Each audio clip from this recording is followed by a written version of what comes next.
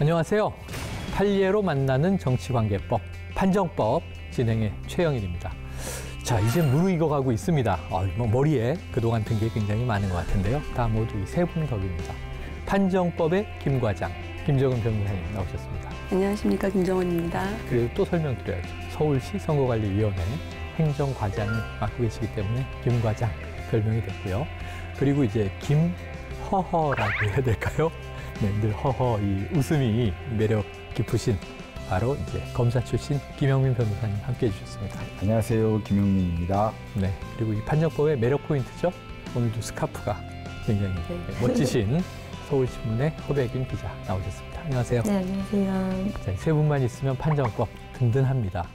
자, 오늘은요, 단체의 선거운동 금지편. 단체가 선거운동을 하면 안 된다. 이렇게 우선 얼추 이해가 되는데 맞는지 그 내용을 한번 확인해 보도록 하죠. 오늘 판정법 지금부터 시작합니다.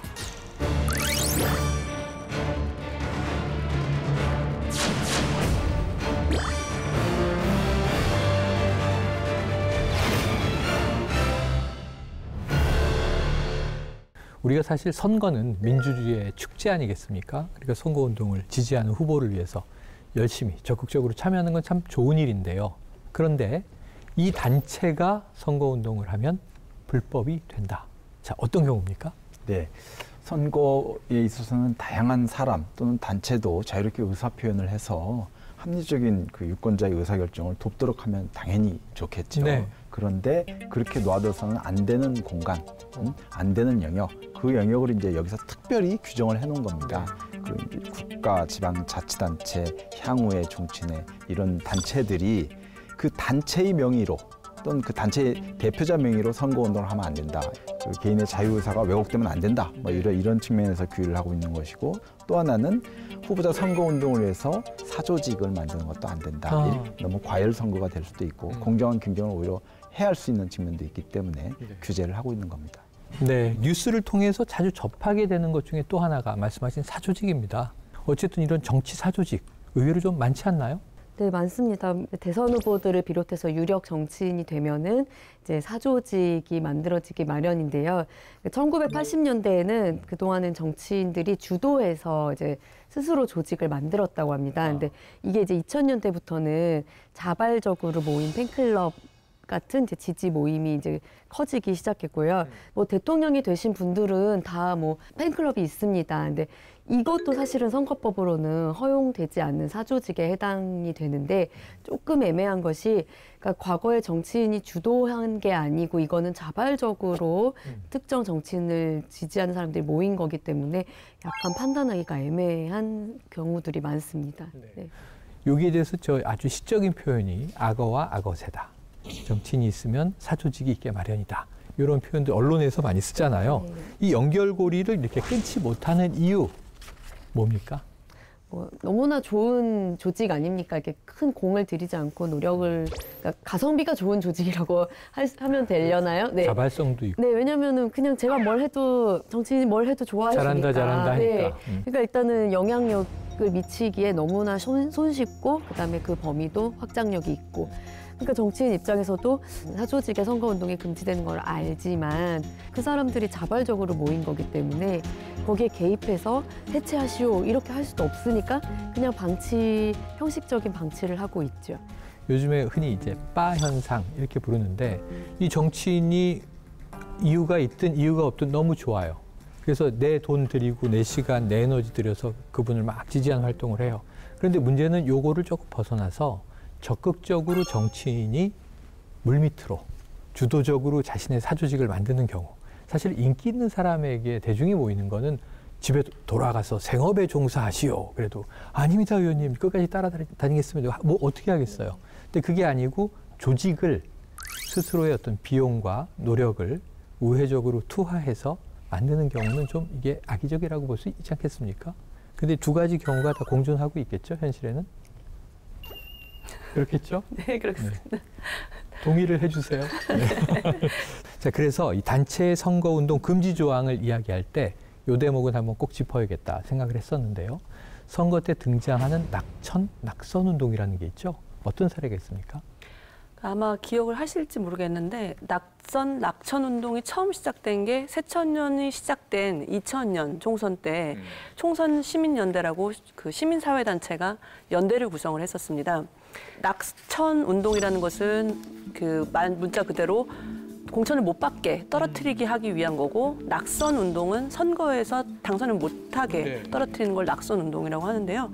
그 시민단체가 그 단체를 결성하면서 낙천 후보자, 낙선 후보자, 그리고 집중 낙선 후보자라고 유형을 좀 분류를 해가지고 유권자들한테 명단을 공개를 했습니다. 그 명단을 공개한 방법으로는 기자회견도 있고 인터넷도 있고 뭐 우편으로 발송하기도 하고, 그리고 또 홍보물을 제작해서 거리 집회나 캠페인을 통해서 유권자들에게 배부를 했고요. 이렇게 다양한 방법으로 낙선 운동이 전개가 됐었고, 이것이 실제로 떨어진 사람들이 이것은 뭐 선거에 영향을 미쳐서 선거를 무효로 만들 정도의 위법한 행위다라고 해서 선거 무효 소송을 제기했던 사안이 있습니다. 그러니까 이게 낙천 운동, 낙천 운동 이것을 주도한 시민단체에 대해서 문제다, 불법이다 그랬다는 건데, 그럼 검찰 측의 논고는 어떠했습니까? 요거는 사례가 어떤 선거법을 위반했다라고 해서 형사처벌이 문제된 그런 사례가 아니고요. 소송의 형식적으로는 이 2등한 사람이 요 선거는 이것 때문에 이렇게 제가 2등을 했으니까 이 선거 자체를 무효로 해주세요 라는 청구를 하는 거예요. 그래서 피고는 누가 되냐면 선거관리위원회의 위원장을 피고를 합니다. 그러니까 떨어진 사람이 선관위원장님께 선거 무효입니다 라고 주장을 하는 거죠. 그거를 이제 법원에 청구해서 법원에서 판단해 주세요. 이렇게 한 사례입니다. 그러면 이게 피고가 선관위가 된 선관위원장. 거예요? 선관위원장. 흔히 낙선 운동이 뭐 시민적 관점에서는 합리적이다라고 할지라도 떨어진 후보자 입장에서는 이게 이제 마타도어다, 흑색선전이다, 네거티브다, 뭐 이렇게 또 주장할 수 있는 거죠. 그러면은 피고는 뭐 좀 명확한 주장이 있었나요? 이게 선거소송 사건이다 보니까 선거의 효력에 대해서 다투는 사건인데요. 낙선 운동이라는 것이 종전에서는 볼 수 없었던 새로운 유형의 선거운동 방식의 일환이었습니다.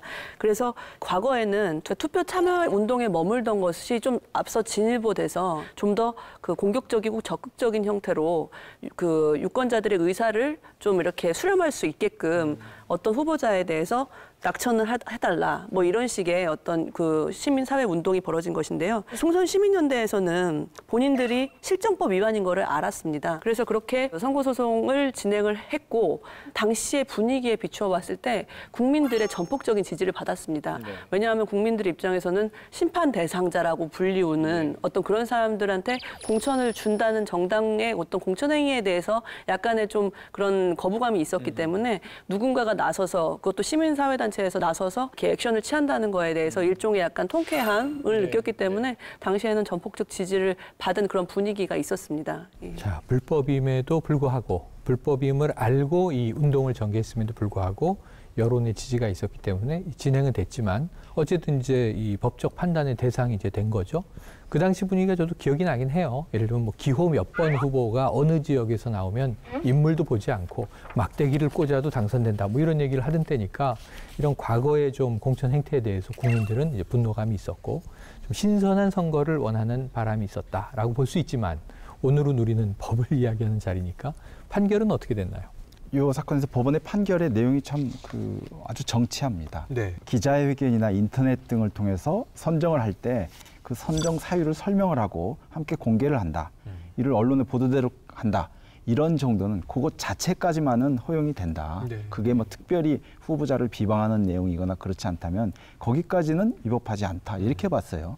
그러면서 또 법원에서는 예컨대 뭐 낙선 대상자의 반박 등이 거짓이라는 등의 내용이 담긴 자체 홍보물이나 유인물을 배포한다. 또 유권자에게 지지 서명 운동을 한다. 거기에 더하여 낙선 운동 문구가 적힌 조끼를 입고 무리지어 거리 행진을 한다. 또 문구가 담긴 스티커를 배포해서 부착한다. 부착하도록 이렇게 배포한다. 뭐 이런 것들을 다 요거는 그 법이 허용한 정도를 넘었다. 이렇게 또 법원은 판단을 했습니다. 선관위원장이 잘했느냐 못했느냐 사실 이걸 판단하는 재판은 아니고요. 이런 사유로 인해서 그런 낙선 운동이 법이 허용한 한도를 벗어남으로써 이 선거가 결국 무효가 돼야 될 정도의 사유가 되는 거냐, 그 이유가 되느냐를 판단하는 거죠. 되지는 않는다. 네, 그 정도는 아니다. 자, 그런데 허 기자님께 여쭤볼게요. 자, 이 낙선운동이 선거법 위반에 해당한다는 판례가 나올 때마다 시민단체는 또 반발하는 거 아니에요. 우린 불법임을 알고도 했지만 시대적 상황이 지금 이 법보다 더 시급한 것이 있다라고 이제 주장하는 거죠. 네, 맞습니다. 시민단체 측에서는 시민들이 목소리를 모아서 부적격 후보를 거를 수 있도록 우리가 좀 최소한의 표현을 하고 있는 건데 그마저도 막고 있다, 이런 주장을 하고 있고요. 법원에서는 단체에 대해서 선거법 위반이 맞다고 유죄 판단을 했거든요. 근데 그럼에도 불구하고 최근에 이제 2016년에 치러진 20대 총선에서도 이제 시민단체에서 35명의 후보의 낙선을 주장하면서 특히 그중에 최악의 후보 10명을 뽑았습니다. 그래서 어떤 식으로 했냐면 이제 전국에 있는 그 10명 후보의 선거사무소, 지역구 선거사무소 앞에서 피켓이나 그 현수막을 설치해가지고 그 낙선 운동을 한 거죠. 그래서 지금 2심까지 전부 유죄로 벌금형을 받았는데, 그러니까 시민단체는 계속 같은 목소리입니다. 우리는 그럼에도 불구하고 할 수밖에 없다. 이건 우리가 해야 할 일이다. 우리의 표현의 자유를 침해당하고 있다. 이런 주장이고요. 반면에 이제 아무 규제도 하지 않고 방치할 경우에는 이 단체 또한 또 하나의 어떤 권력화가 되지 않을까, 이런 우려가 이제 계속 맞서고 있는 상황입니다. 법으로는 안 돼. 시민단체는 해야 돼. 지금 이게 또 첨예하게 맞서고 있어요.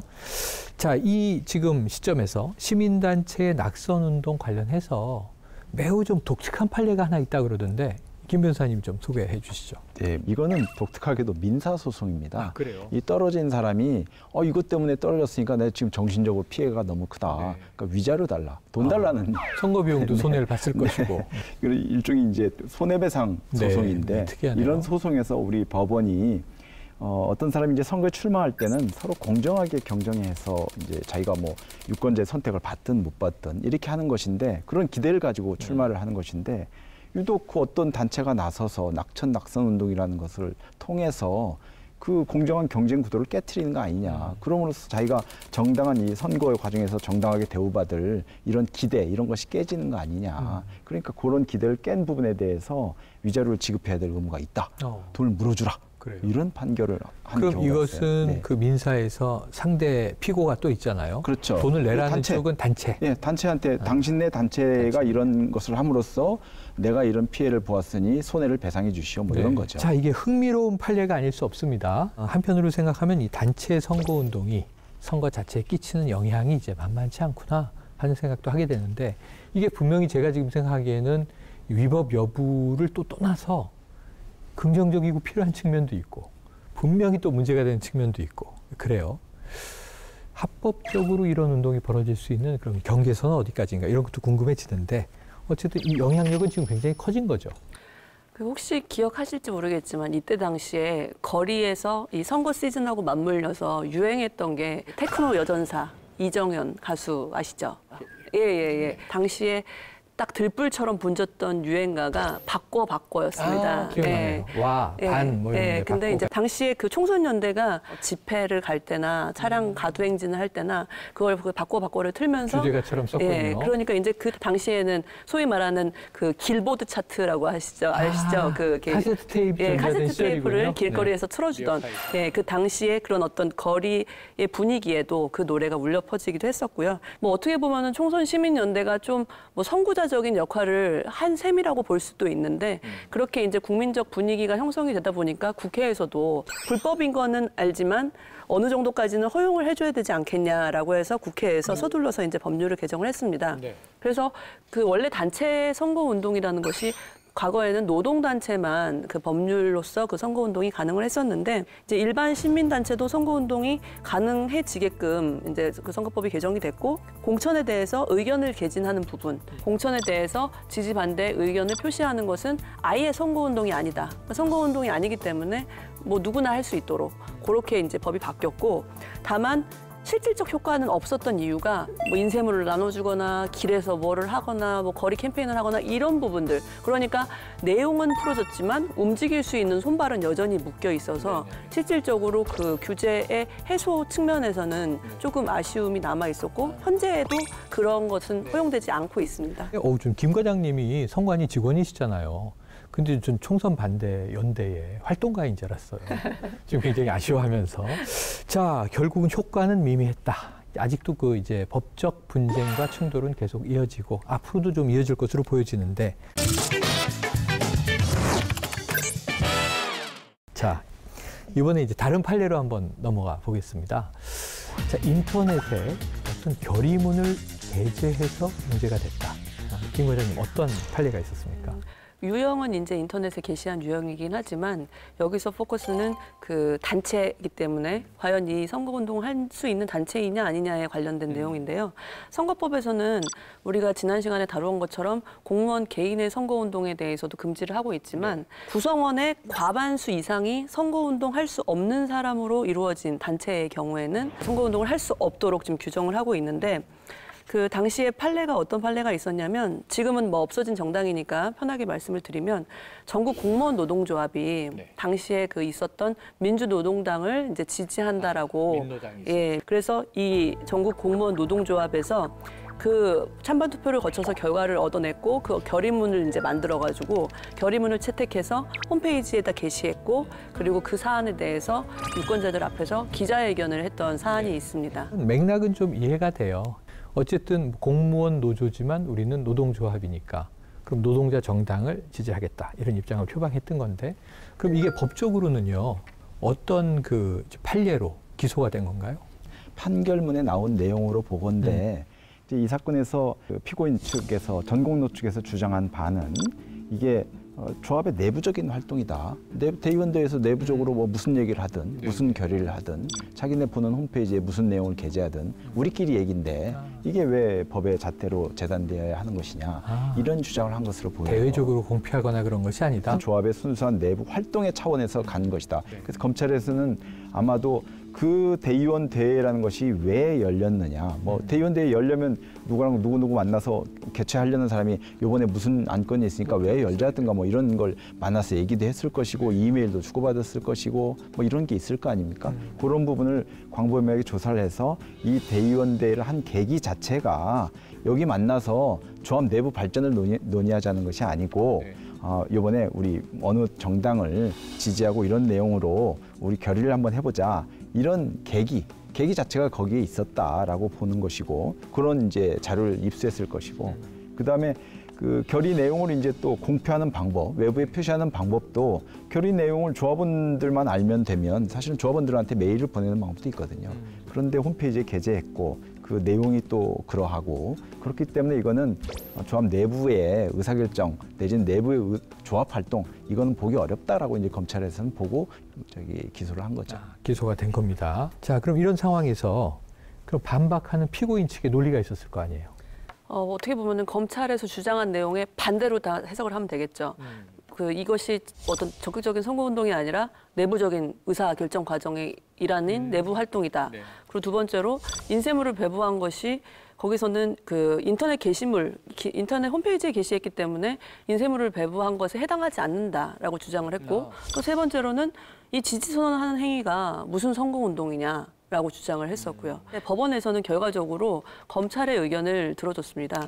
뭐 기자회견을 통해서 민주노동당을 지지한다라는 사실을 외부에 이렇게 공표를 하면서 조합원들에게 이렇게 권유를 하는 거를 넘어서서 일반 유권자들에게까지 그 당을 지지해달라고 호소를 했기 때문에 단순한 내부 결의도 아니고 그리고 인쇄물을 배부했다라는 그 규정에 적용이 되는 것이 문서가 전자문서의 일환으로 보면 당연히 인터넷 홈페이지에 그 결의문을 게시한 것도 선거법에 위반이 해당된다라고 했고 그런데 조금 애매한 것이 기자회견 같은 경우는 뭐 지금 이게 선거운동 지지호소에 이르렀기 때문에 이 기자회견 행위도 위반이라고 봤지만 사실 다른 사안의 경우를 보게 되면 뭐 아시겠지만 이렇게 후보자가 어디 무슨 광장에서 나 이 후보 하겠습니다라고 기자회견하는 경우가 있지 않습니까? 네, 맞아요. 그래서 기자회견은 사실 일률적으로 단정적으로 선거법의 위반이다 아니다를 조금 규정하기는 어렵습니다. 근데 단지 이 사안에서는 이 일련의 행위들을 봤을 때 결과적으로 선거운동에 이르렀기 때문에 기자회견조차도 선거운동으로 보아서 그래서 위반이라고 봤던 사안입니다.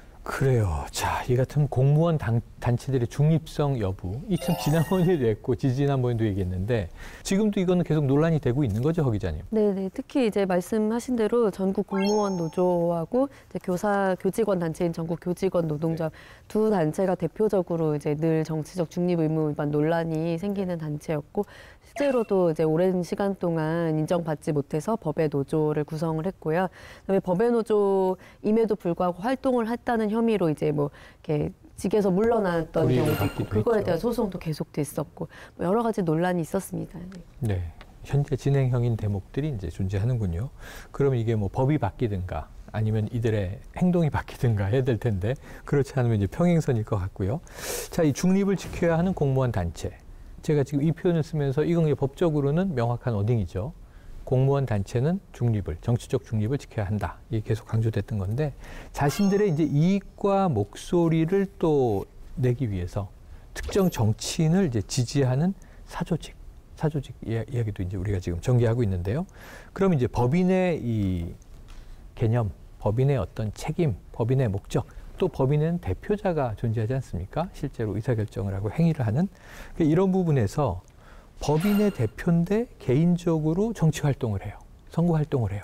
그럼 이럴 때는 금지예요? 금지가 아니에요? 어떻게 해야 돼요? 그러니까 민법하고 다르게 민사법에서는 법인하고 자연인을 이제 구분을 해서 구분하죠. 규정을 하는데 지금 선거법에서는 법인도 그냥 하나의 단체로 봅니다. 우리가 지금 단체의 선거운동을 금지하는 것처럼 법인과 관련해서도 똑같이 규율이 되는데 법인의 대표자나 그 구성원이 법인 업무를 하면서 그 법인 업무와 관련해서 선거법을 위반하게 되면 위반한 본인뿐만 아니라 그 법인에 대해서도 그 양벌 규정이 있어서 같이 벌금형을 부과하게 됩니다. 그랬는데 물론 이 법인에서 그 대표자나 이런 사람들이 그 위반 행위를 방지하도록 주의 감독 의무를 좀 이렇게 충실히 했다면 당연히 처벌이 되지는 않게끔 규정이 되어 있습니다. 자, 그럼 단체가 대상인 경우에 검찰이 조사 방법은 어떻게 됩니까? 이거 또 막 조직에 압수수색 들어가고 그러나요? 뭐 당연히 뭐 필요하면 압수수색을 해야죠. 뭐 다르지 않습니다. 어떤 범죄라고 하는 건 사람이 하는 것이 단체가 하는 건 아니지 않습니까? 단체는 법인이, 살아서 움직이지 못하니까. 법인이 막 돌아다니고 그러진 않지 않습니까? 맞아요. 그리고 결국 조사의 대상이 되는 거는 그 법인에 소속된 사람들이겠죠. 행위를 한 사람. 그래서 뭐 일반 사건하고 법인 사건하고 특별히 뭐 그 자체로 차이는 없고요. 조사 방법도 차이가 없고 다만 이제 법인에 대해서도 벌금을 부과하려면 법인 자체, 법인의 뭐 대표나 이런 사람들이 그러한 행위를 막기 위해서 충분히 다 노력을 했는데도 불구하고 그중에 법인 소속에 아주 저 구석에 있던 어떤 사람이 몰래 가서 어떤 범죄를 저질렀는데 그걸 다 법인한테 책임지라고 그러면 그건 안 맞겠죠. 안 맞으니까. 사적인 행위를 한 것을 단체에 그래서 이제 그걸 구분하기 위해서 법인이 과연 그런 주의 의무를 다 했느냐 이런 부분을 추가로 조사하는 그런 문제는 있겠지만 기본적으로는 조사 방법은 똑같다고 보시면 되겠습니다. 지금 그 말씀을 주니까 문득 궁금한 게 이 개인의 경우에는요. 우리가 형사처벌이라고 전제하면 벌금을 부과하거나 유죄로 인정됐을 때 양형이 그 위가 이제 징역으로 가잖아요. 근데 법인은 인신구속이 안 되잖아요. 네. 그럼 최대가 벌금인가요? 네, 벌금입니다. 벌금 이상은 없나요? 없습니다. 아이고, 그거 좀 궁금했었습니다. 네. 재밌네요. 그 이상도 있으면 재밌을 텐데. 어떻게 하죠? 법인 해산을 해버리나요? 해산 명령 같은 거 안 나오나요? 그거를 이유로 하진 않죠. 네. 법인 해산의 사유는 다른 것이고. 네. 자, 이런 지금 이 경우, 이런 사례들에 대해서 이제 전문가 세 분의 입장, 개인적인 입장은 어떠한지 좀 궁금한데 우리 김 과장님은 어떻게 보세요? 지금 이제 인터넷 선거운동이 상시 허용된 것으로 최근에 법이 개정돼서 누구나 이제 인터넷 선거운동을 할 수 있게 되었는데요. 지금 그렇다면은 이 현 시점에 아까 얘기했던 전국 공무원 노조가 만약에 인터넷으로 선거운동을 한다. 그렇다면 허용이 될까요? 안 되죠. 허용이 될까요? 퀴즈를 많이 내시는데 된다고 전 됩니다. 선거법에서 규정된 것이 선거운동이 아닌 것이 있고 선거운동이기는 하나 기간 제한이 없는 것이 있습니다. 그래서 아까 낙천 운동에서 낙천 운동은 이제 그 사건을 계기로 그 후보자 추천에 관해서 의견 개진하는 것은 허용이 되었기 때문에 그러니까 선거 운동 할 수 없는 사람도 할 수 있지만 그렇지만 인터넷 선거 운동 같은 경우는 선거 운동에 해당하고 대신 기간 제한 없이 그냥 자유롭게 할 수 있기 때문에 기본적으로 선거 운동을 할 수 있는 사람만 인터넷을 이용한 선거 운동이 가능합니다. 그래서 현재에도 전국 공무원 노조는 인터넷을 이용한 선거 운동은 할 수가 없다는 점을 좀 추가적으로 말씀을 드립니다. 아까 이제 이 법 취지 처음에 이야기한 이 선거 운동을 해서는 안 되는 단체들은 여전히 안 되는 것이고 개인적인 허용은 또 가능한 것이고 아까 구분을 해주셨죠. 점점 이 복잡해져 가고 있다는 생각은 드네요. 그럼 이 김 변호사님, 이거 이 단체의 선거운동 금지 이거 어떻게 좀 앞으로 풀어나가야 좋을까요? 결국은 사회적 합의의 문제 아니겠습니까? 네. 지금 이 부분도 우리 선거 문화와 관련되어서 어느 순간에 불법으로 되었던 것이 상당 시간이 흘러서 사회적 합의가 이르러서 그것이 선거의 공정성에 영향을 미치지 않는다라는 우리 시민의 성숙도가 그 정도 이미 다다르면 점차 그런 제한도 좀 차츰 풀려져 나가야 되지 않느냐 하는 생각은 있습니다만 그럼에도 불구하고 굳이 우리 입법자들이 지금 이 순간에 이러이러한 단체의 선거운동을 금지한다라고 이 규정을 하셨을 때에는 그런 판단이 들어가 있는 것이거든요. 그래서 그걸 존중해야 될 필요가 있지 않느냐. 서로 뭐 노력해야 될 부분이 있다. 이렇게 말씀드리고 싶습니다. 네.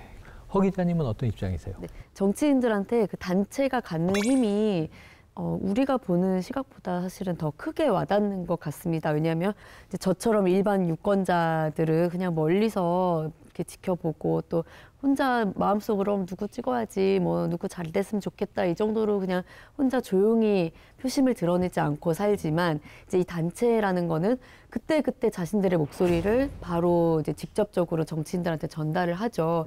그러다 보니까 정치인들은 이제 소리 없는 유권자보다는 직접적으로 자신한테 어떤 문제 제기를 하거나 뭐 지지를 보내는 단체에 의존을 할 수밖에 없어 보이긴 합니다.